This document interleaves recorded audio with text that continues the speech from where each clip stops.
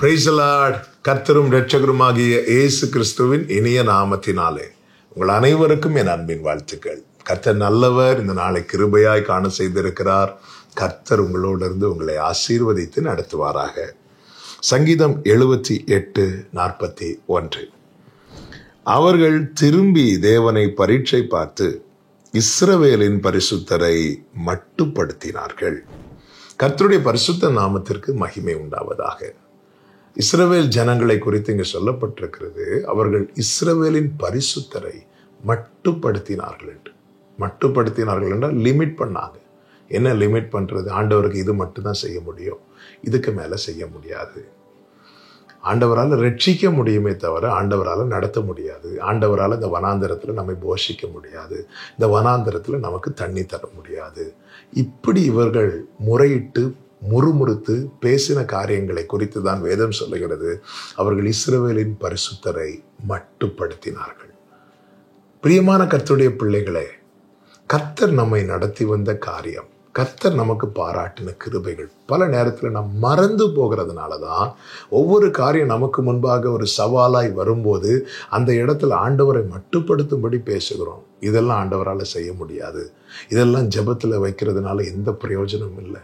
பல நேரத்தில் நம்ம இடத்துல அநேகர் சொல்லியிருக்கலாம் இப்படிப்பட்ட காரியங்கள். நாமும் கூட அநேகர் இடத்துல சொல்லியிருக்கலாம். Don't limit God. கர்த்தரால் செய்யக்கூடாத அதிசயமான காரியம் ஒன்றுமில்லை. பூமி 3 பகுதி சமுத்திரத்தால் நிறைந்திருக்கிறது. ஒரு பெரிய வெள்ளப்பெருக்கு வந்தால் எந்த மனிதனுக்கும் அதை கட்டுப்படுத்த முடியாது.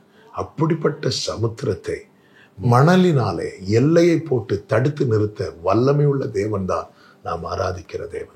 அவரால் செய்யக்கூடாத அதிசயமான காரியம் ஒன்றுமே கிடையாது. ஒருவராய் வானங்களை விரித்தவர், ஆமே, நட்சத்திரங்களை எல்லாம் பெயர் சொல்லி அழைத்தவர். உண்டாகட்டும் என்று சொன்னபோது இந்த நட்சத்திரங்கள் உண்டானது மாத்திரமல்ல, அதின் ஸ்தானத்தில் போய் நிற்கிறது.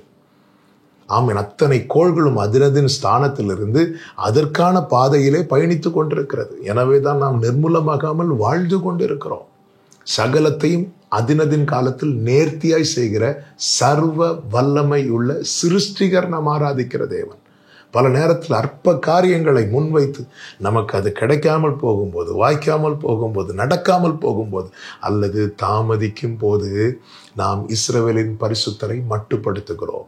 அப்படி மட்டுப்படுத்துவதற்கான காரணம் என்ன தெரியுமா? இதற்கு அடுத்த வசனத்தில் சொல்லப்பட்டிருக்கிறது. 42வது வசனத்தில், அவருடைய கரத்தையும் அவர் தங்களை சத்துருவுக்கு விலக்கி மீட்ட நாளையும் நினையாமற் போனார்கள். இதற்கு முன்பாக கர்த்தர் செய்தது விசேஷமாய் கர்த்தர் ரட்சித்ததை நினைக்காம போயிட்டாங்க.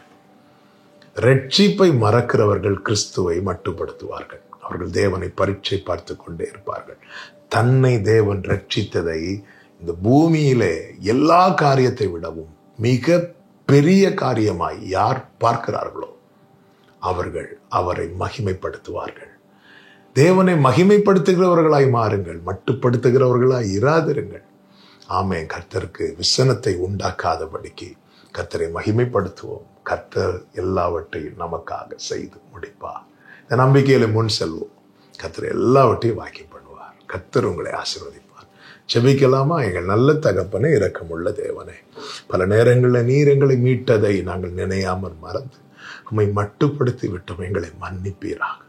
ஆண்டவர், நாங்கள் உம்மை மட்டுப்படுத்துகிறவர்களாய் அல்ல, உம்மை மகிமைப்படுத்துகிறவர்களாய் காணப்பட கிருபை செய்யும். இயேசுவின் நாமத்தில் பிதாவே, ஆமென்.